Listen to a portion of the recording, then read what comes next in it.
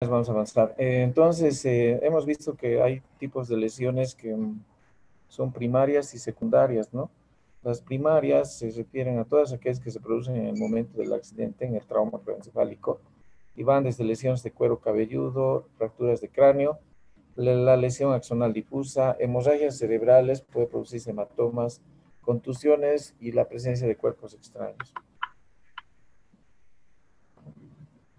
Las lesiones de tipo secundaria van a estar de tipo sistémico o intracraneano y el mismo origen de la lesión, ¿no?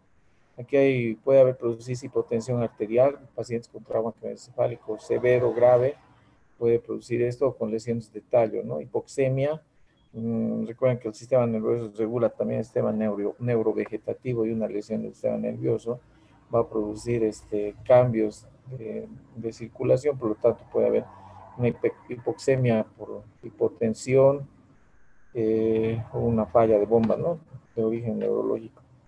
Hipercapnia, lesiones como el hipotálamo, la protuberancia, van a producir cambios en la respiración, ahí están las respiraciones paradójicas, ¿no? Que más adelante vas a ver, y cuadros de anemia por la misma hemorragia. Eso va a provocar hipertensión intracraneal, otro fenómeno del vasoespasmo, crisis convulsivas y edema cerebral. Puede haber hipertermia o fiebre, hiponatremia, hiper o hipoglicemia, acidosis y síndrome de distrés respiratorio, ¿no? Puede haber hiperemia, hematomas a nivel cerebral y alteraciones de la autorregulación cerebral. La lesión secundaria es una alteración que se produce por la excesiva liberación de neurotransmisores, una sobrecarga intracelular del calcio y una activación de la cascada del ácido araquidónico, además de la liberación de radicales libres de oxígeno. Hay fenómenos vasculares, hay alteraciones de la autorregulación cerebral por el mismo edema cerebral, con compresión de estructuras importantes como es la carótida, mayor sensibilidad a a una disminución del contenido cerebral anterior. Entonces se produce el trauma, después hay una liberación del aspartato y glutamato, estimulación de los receptores ANP, NMDA, entrada del calcio, del sodio, del cloro y el agua, y aquí es donde se produce la muerte celular precoz y la activación de la fosfolipasa, proteasa lipo y la ciclooxigenasa, todas enzimas de degradación de las células neuronales. La liberación de ácidos grasos, activación de la cascada del ácido araquidónico, se produce en la liberación de metabolitos como el tromboxano, prostaglandinas, que son metabolitos de los procesos inflamatorios, leucotrienes y prostaciclinas. Hay generación de radicales libres de oxígeno y la muerte celular o neuronal en este caso.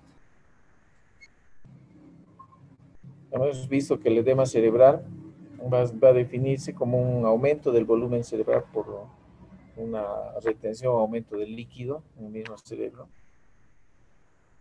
Vamos a ver que son diferentes: citotóxico, vasogénico, los más importantes, y otro que es el intersticial, hidrostático y el osmótico, ¿no?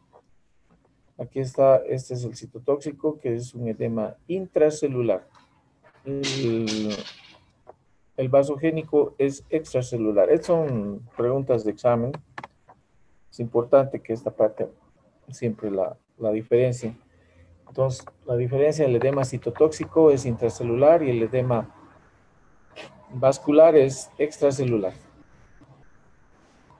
Va a presentar una isquemia o hipoxia neuronal, una afección de la membrana celular, la barrera hematoencefálica va a estar preservada, va a haber una lesión de la sustancia gris y alteraciones de la bomba de sodio y potasio en la neurona.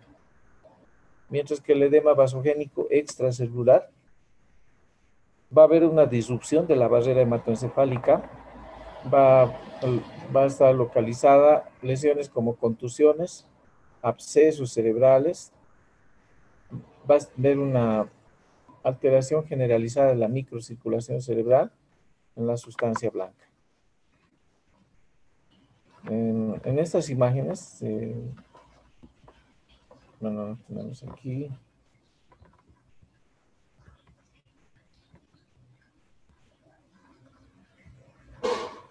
En estas imágenes tomográficas vemos un dato de edema cerebral, es el borramiento de las fisuras y surcos de la convexidad.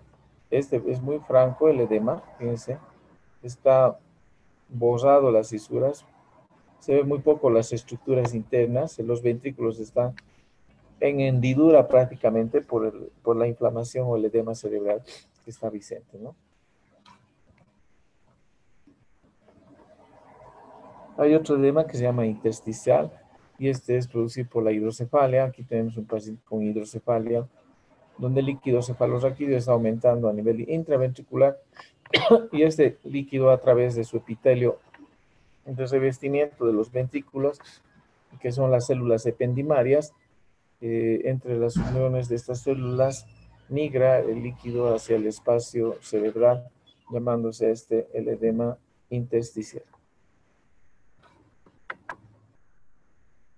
Hay edemas hidrostáticos extracelulares, sobrecarga hidrostática, con la barrera hematoencefálica conservada, fenómenos de reperfusión cuando hay infartos cerebrales, un émbolo que está ocluyendo una arteria y de repente se diluye o se disuelve este émbolo, entonces es como una riada, ¿no? O sea, la sangre regresa al torrente vascular que por un momento ha sido obstruido y entonces se llama revascularización, o perdón, reperfusión, provocando edema cerebral por ese fenómeno. Los drenajes de hematomas, ya sean epidurales o subdurales en forma brusca, van a producir edema cerebral. Hay otro de tipo osmótico, hay una disminución de la osmolaridad del plasma, entonces esto se produce por una ingesta masiva de agua o algunas alteraciones de tipo hormonal, como la secreción inadecuada de la hormona antidiurética. Y lo que va a pasar es, o lo que va a suceder es el paso del agua del compartimiento intravascular al espacio intersticial. Esto por la osmolaridad, ¿no? Siempre de mayor a menor, donde está más concentrado, va a irse el líquido, ¿no? Va a ser atraído. Entonces, cambios osmóticos entre el intersticial y el intravascular es una de las causas para el edema cerebral de tipo osmótico. La barrera hematoencefálica aquí va a estar intacta y el agua libre. Cuando nosotros tenemos un trauma craneoencefálico, tenemos que valorar primero, o hacernos, la evaluación debe ser a partir de lo que es la escala de Glasgow, ¿no? Entonces, 3 parámetros: la apertura palpebral, la respuesta verbal y la respuesta motora. Ahí tenemos la calificación de la apertura palpebral espontánea: 4, estímulos verbales 3, estímulos dolorosos 2, y no abre o no responde 1, ¿no? La respuesta verbal, si está orientado 5, si es un lenguaje confuso 4, si es un lenguaje incoherente 3, si no se entiende el lenguaje 2 y si no responde 1. La respuesta motora con una calificación mayor a 6, de 6, perdón, obedece órdenes, es la máxima puntuación, localiza el dolor 5, retira el dolor 4, flexiona o decortica 3 y extiende o descerebra 2 y sin respuesta 1. El grado del Glasgow se va a dividir en trauma craneoencefálico leve, o sea, con la clasificación de Glasgow se puede clasificar a los traumas craneoencefálicos en leve, moderado y grave. El trauma craneoencefálico leve es de 13 a 15, el moderado 9 a 12 y el grave menor a 8. La clasificación: 1, pérdida de la conciencia menos de 5 minutos, recupera el íntegrum y podría presentar alteraciones neurovegetativas. Pérdida de la conciencia por más de 5 minutos, donde después de esto tiene somnolencia, es capaz de obedecer órdenes sencillas con sintomatología neurovegetativa. pérdida del estado de alerta mayor a 5 minutos sin recuperación neurológica, hay un déficit a este nivel con alteración, con focalización o lateralización y la muerte cerebral. Entonces, ese es otro tipo de clasificación que está relacionado a la pérdida del estado de conciencia. Si el paciente que presenta el trauma craneoencefálico pierde el estado de alerta de 5 minutos y se recupera íntegramente, entonces grado 1. Si el paciente pierde el estado de alerta por más de 5 minutos y se mantiene somnoliento, pero obedece órdenes y hay sintomatología neurovegetativa, es un grado 2.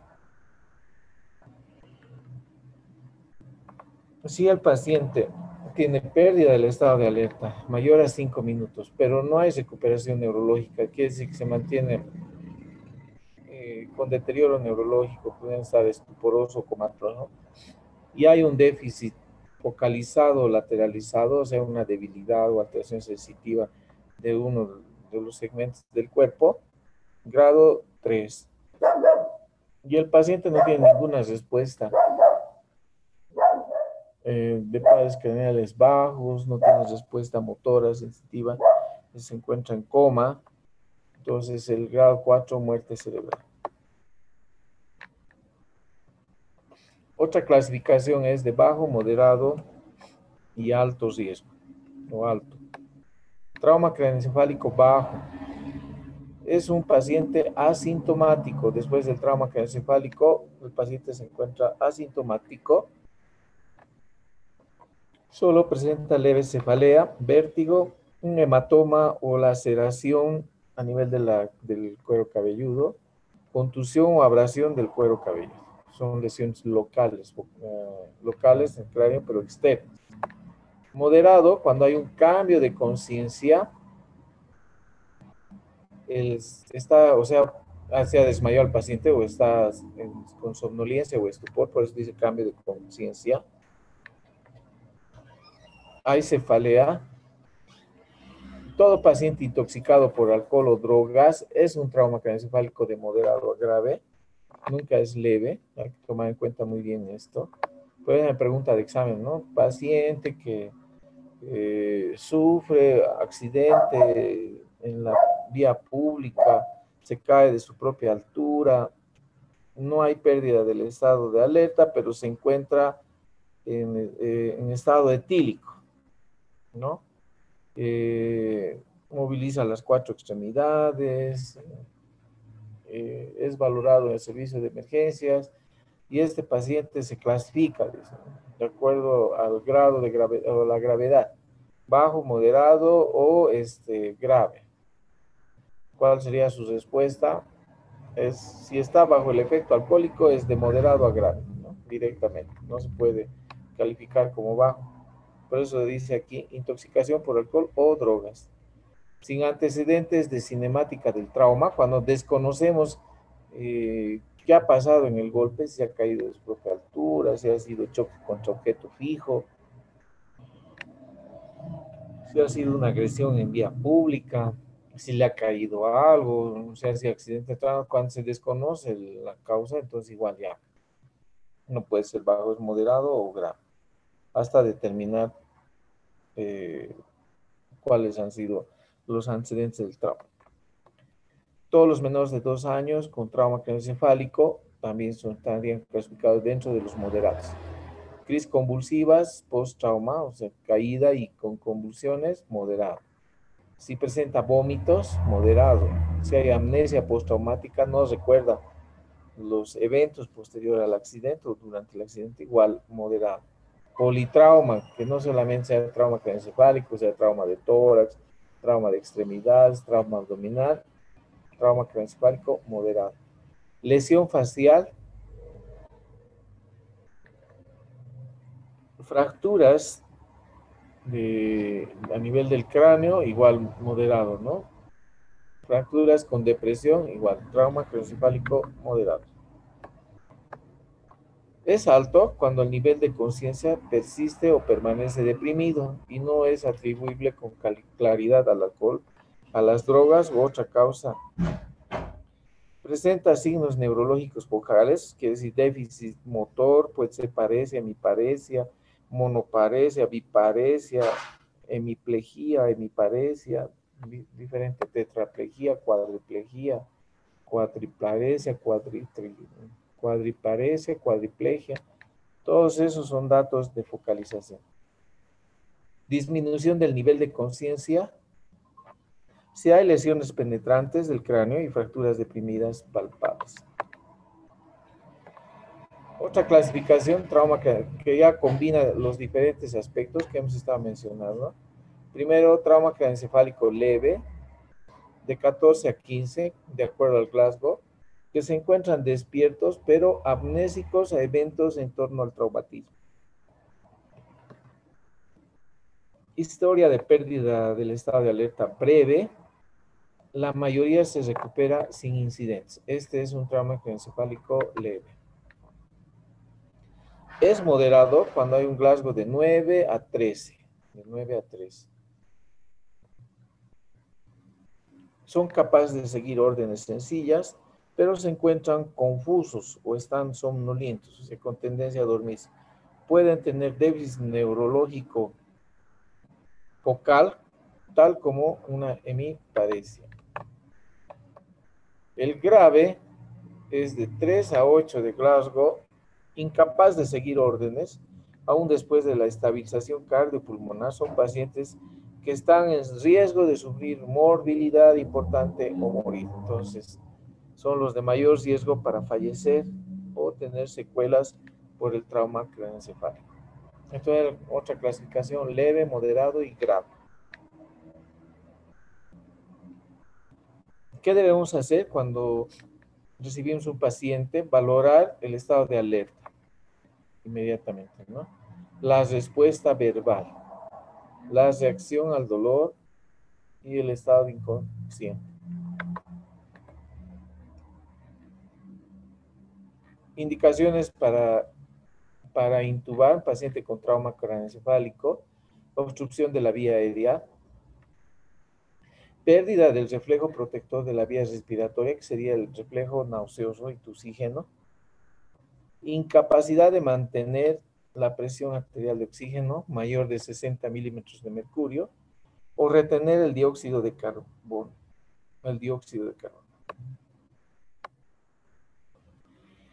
Cuando hay aumento de la presión intracraneal y una puntuación de Glasgow menor de 8. Todos estos son criterios de intubación paciente con TEC. ¿Cuándo se hospitaliza un paciente? Cuando pierde el estado de alerta, cuando hay una alteración de la memoria, cuando hay datos de focalización, signos neurológicos focalizados, cuando hay convulsiones postraumáticas, cuando está con vómitos persistentes o cefalea, cuando hay fractura del cráneo, cuando hay salida de líquido cefalorraquídeo, sangre por los orificios naturales.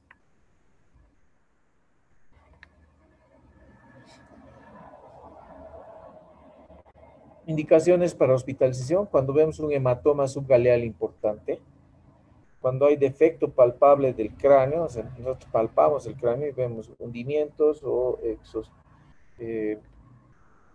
promontorios, ¿no? O sea, deformación del cráneo así. Lesión por objeto extraño y una fractura hundida o deprimida.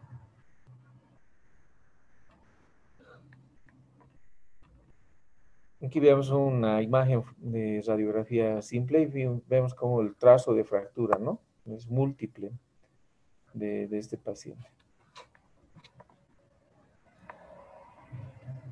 Aquí otra imagen de cráneo y aquí vemos el trazo de fractura lateral. Y vemos una lesión de arma de fuego, ¿no? En la del lado derecho es una bala, ¿no? A nivel de fosa posterior. ¿Cuándo se debe pedir una tomografía? Cuando hay datos de focalización, datos de hipertensión intracraneal, hay deterioro neurológico progresivo, signos neurológicos persistentes o cambiantes. En todo trauma craneoencefálico moderado y grave, y una fractura hundida de más de 1 centímetro. Una de las lesiones primarias del trauma craneoencefálico va a ser la formación de hematomas. En este caso hay hematomas subdurales, epidurales. Aquí tenemos tipos de hematomas. No hay hematoma aquí, es un tipaje normal. Esta es una imagen de un hematoma subdural. Fíjense, está en la convexidad del cerebro, del hemisferio cerebral. Es convexo por un lado y cóncavo por el otro lado. El hematoma epidural, primero el subdural se va a producir por debajo de la dura madre. Y la causa más frecuente es la ruptura de los vasos puentes que van a la dura madre y desde la pía madre. El hematoma epidural tiene la característica de ser un lente biconvexo. Fíjense qué convexidad y aquí también. Mientras que en este era convexo y cóncavo, ¿no? Mientras que este es biconvexo, un lente biconvexo parece, ¿no?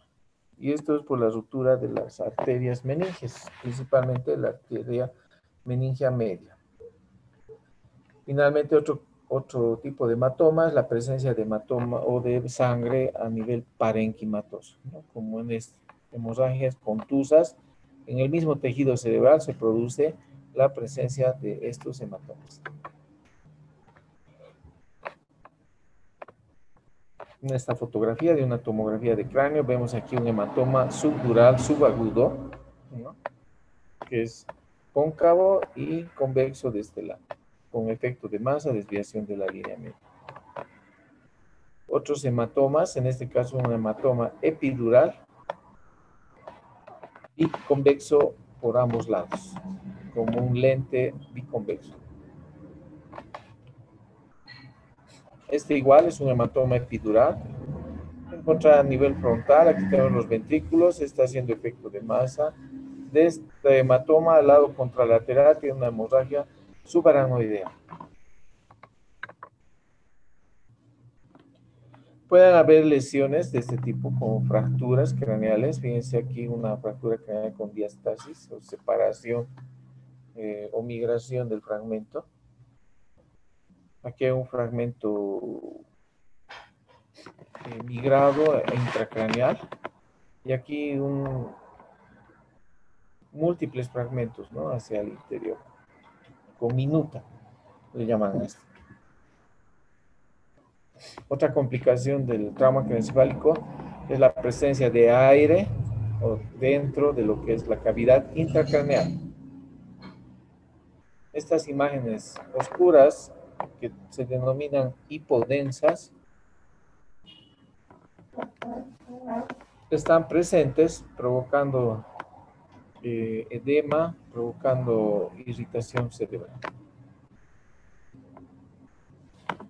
¿Qué es lo que hacemos con un paciente con trauma craneoencefálico? Inicialmente estabilizamos. ¿Para qué? Para preservar primero la oxigenación adecuada al cerebro y evitar mayores complicaciones.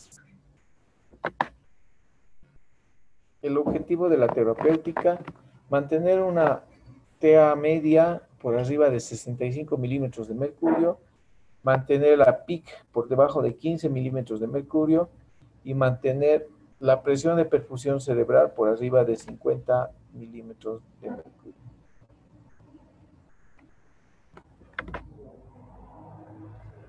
Tratamiento del trauma craneoencefálico, la posición de la cabeza es muy importante, siempre a 30 a 45 grados. Tratar de mantener la cabeza en una posición neutra, evitar esta rotación que se ve aquí en la fotografía. Esto va a ayudar a disminuir lo que es la hipertensión intracraneal. A veces se cometen el error de mantenerse en un plano totalmente horizontal o incluso en Trendelenburg, cosa que es contraproducente para el edema cerebral y la circulación venosa sobre todo. Tiene que haber un buen manejo de lo que es la hiperglicemia, si se presentara, la hiperventilación, tiene que haber relajación, por eso dice bloqueo neuromuscular, si usan relajantes musculares, porque mientras más actividad física el paciente mantenga, va a aumentar su metabolismo y va a forzar a que presente mayor edema cerebral. El uso de diuréticos y los corticosteroides para, se pueden usar diuréticos y corticosteroides para el manejo del paciente.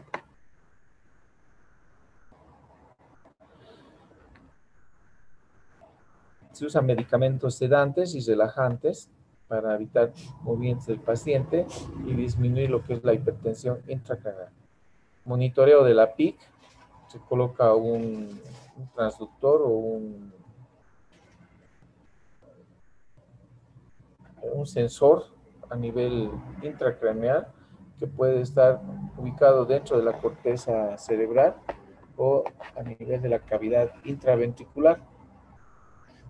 Este sensor va a mandar una señal a un aparato que registra la PIC, ¿no? Entonces, de 10 hasta 15 es lo normal, por encima ya estaríamos hablando de hipertensión intracraneal.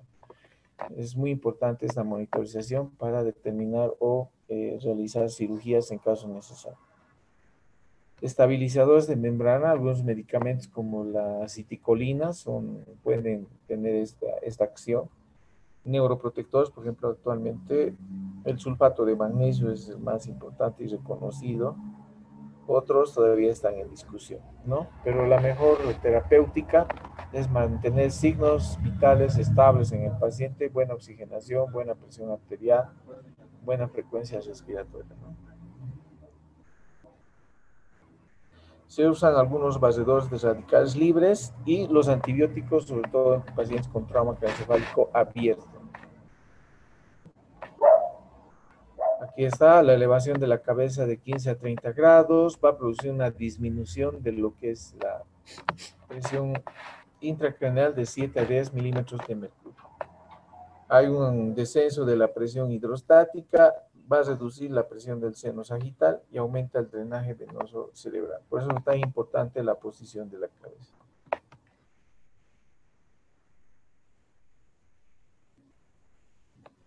Tenemos que mantener una hidratación adecuada, que mantenga lo que es la perfusión corporal y sobre todo cerebral, mantener una buena presión sanguínea, un gasto urinario, cuantificar lo que es la orina para ver si en algún momento se produce oliguria o anuria para mejorar la circulación periférica, ¿no? Se usan soluciones isotónicas, un sodio de 145 miliequivalentes por litro, una urea de 23 a 25 miligramos por litro, una osmolaridad acédica entre 310 a 320 miliosmoles. Tenemos que mantener un gasto urinario de 1 mililitro por kilogramo por hora y una presión media mayor a 70 milímetros de mercurio. Tenemos que mantener una vigilancia de lo que es la hiperglicemia, que puede ser, por eso es importante hacer laboratorios de ingreso, por la descarga adrenérgica y descarga de la hidrocortisona, o sea, mineralocorticoide, se va a presentar cambios osmóticos, ¿no? Que pueden afectar al cerebro. Aumento del edema cerebral puede producirse por la hiperglicemia, puede haber acidosis cerebral y aumento de la glucólisis anaeróbica. La hipertermia también es algo que debe controlarse, debe evitarse que se mantenga. Para eso usar medios físicos o antipiréticos, ¿no? Actualmente tenemos uno de los mejores antipiréticos, es la dipirona y el paracetamol intravenoso. La hipertermia va a aumentar el flujo sanguíneo cerebral y el volumen de sanguíneo circulante. Aumenta el metabolismo cerebral, cosa que no le conviene al paciente para evitar el edema, mayor respuesta negativa al control del edema cerebral. O sea, el edema cerebral prácticamente es enfriar al cerebro. Cuando hay hipertermia, esto nos va a aumentar el metabolismo, entonces va a ser contraproducente y se provoca más edema cerebral. Por la hipertermia, entonces hay un incremento de la PIC. La hipotermia, sin embargo, reduce las demandas metabólicas, por lo que es mejor, y una disminución de la PIC.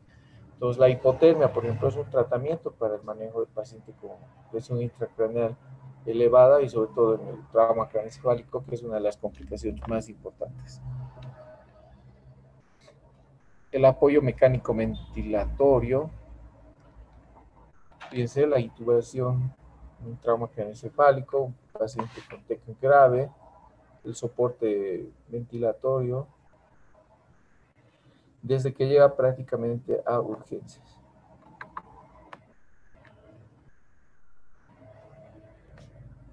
Esta diapositiva es muy importante porque seguramente en algún momento ustedes como médicos generales, no todos van a optar por hacer la especialidad inmediatamente, sobre todo porque no hay plazas disponibles para la cantidad de egresados a nivel nacional.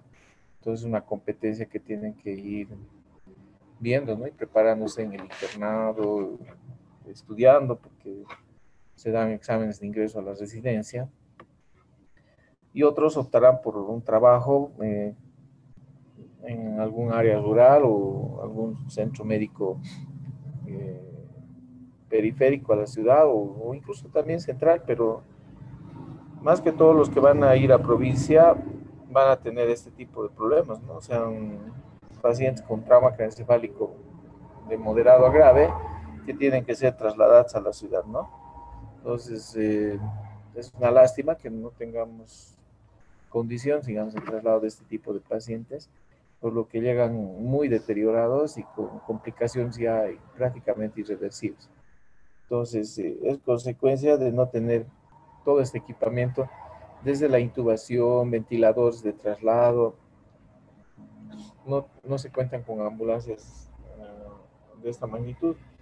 Y a veces el CES, por ejemplo, ha comprado una gran cantidad de ambulancias, y yo veo en provincia, y tampoco tienen el personal capacitado, ¿no? Una sugerencia es que hagan un curso de ATLS, que les ayudaría en su currículum, pero aparte en el manejo de estos pacientes, porque si bien no son de a diario, pero suelen ser frecuentes traumas encefálicos de niños, sobre todo de entre 8, 10, 12 años en provincia, por caídas en cualquier situación, ¿no? Caídas de árbol, caídas en precipicios, agresiones entonces en juegos, ¿no? Es complicado. Entonces, hay que estar preparados, y esta es la manera de manejar a los pacientes, no trasladarlos como si no existiera el médico, ¿no?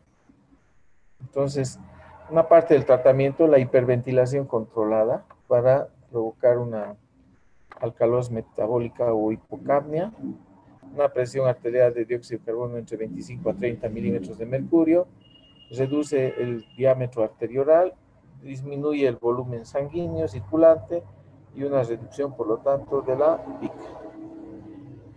Bien, jóvenes, ya se va a acabar el tiempo, nos veríamos el día jueves, espero podamos concluir ya esto de trauma craneoencefálico. Y bueno, si tienen interrogantes, les rogaría que lo puedan hacer, pero ya no tenemos mucho tiempo. ¿Ya? La próxima clase. Gracias, doctor. Hasta luego, doctor.